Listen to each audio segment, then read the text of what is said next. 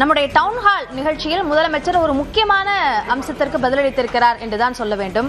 India கூட்டணிக்கு தலைமை ஏற்பது குறித்து தேசிய அளவில் பேசுபொருளாக மாறி இருக்கிறது. திமுக தலைமை ஏற்க வேண்டும் என்று இங்கிருந்து மட்டுமல்லாமல் மற்ற மாநிலங்களைச் சேர்ந்த அரசியல் கட்சி தலைவர்களும் அதற்கான குரல்களை எழுப்பிய நிலையில் அதற்கு முதல் முறையாக நம்முடைய நிகழ்ச்சியில் பதிலளித்திருக்கிறார்.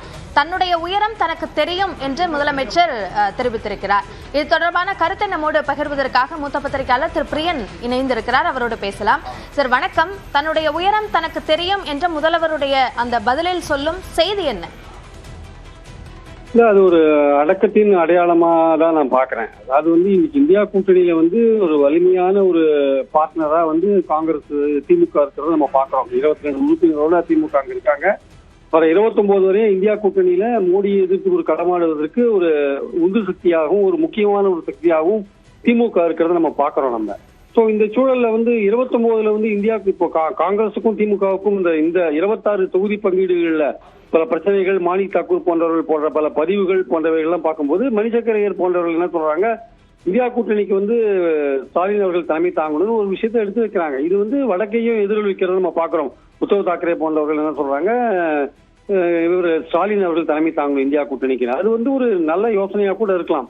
ஆனால் அடிப்படையில என்னன்னா அவர் இன்னைக்கு உங்க கான்கிளேவ்ல அவர் ஸ்டாலின் அவர்கள் சொன்ன மாதிரி இது மாதிரியான ஒரு விஷயம் இப்ப தேவகவுடா குஜராத் பிரதமர் ஆன போதே வந்தது. ஆக்சுவலா அப்போ ஒரு முக்கியமான பார்ட்னரா அங்க இருந்தாங்க. டெல்லியில திமுக இருந்தாங்க. அப்போ கலைஞர் அவர்களுக்கும் மூப்பனாருக்கு அந்த வாய்ப்பு, பிரைம் மினிஸ்டரோட வாய்ப்பு கிடைக்க இருந்ததாகவும் அது தடுக்கப்பட்டதாகவும் ஒரு செய்தி பரவிது. ஆக்சுவலா அப்போ கலைஞர்கிட்ட ஒரு கேள்வி கேட்கப்பட்டது. அவர் சொன்னார், என் உயரம் எனக்கு தெரியும்னு அப்ப சொன்னார். அதாவது நான் தமிழ்நாட்டுக்குள்ளதான் ஒர்க் பண்றதுக்கு மக்கள் அவரை எதிர்பார்க்கறாங்க அப்படின்ற அளவுல டெல்லியை பொறுத்த மட்டும் நேஷனல் லெவல்ல ஒரு பாலிடிக்ஸ் பண்றதுக்கு ரெடியா இருக்குமே தவிர அதுல தலைமை தாங்குற அளவுக்கு நாங்க போக விரும்பல. எங்களுடைய கான்சன்ட்ரேஷன் முழுக்க தமிழ்நாட்டுக்குள்ளதான் இருக்கும், தமிழ்நாட்டு மக்களை சுத்தி தான் இருக்கும்ன்றதான் முதல்வர் சொன்ன அந்த கலைஞர் முதல்வர் அப்ப கலைஞர் சொன்ன ஒரு விஷயம். அந்த அடிப்படையில பார்க்கும்போது இன்னைக்கு ஸ்டாலின் அவர்கள் சொல்ற இந்த என் உயரம் எனக்கு தெரியும் கலைஞர் சொன்ன விஷயத்தை அதே விஷயத்தை ரிப்பீட் பண்ணும்போது அவருடைய எண்ணம், அவருடைய செயல்பாடுகள் எல்லாமே தமிழகத்தை சுற்றி தான் இருக்கும்.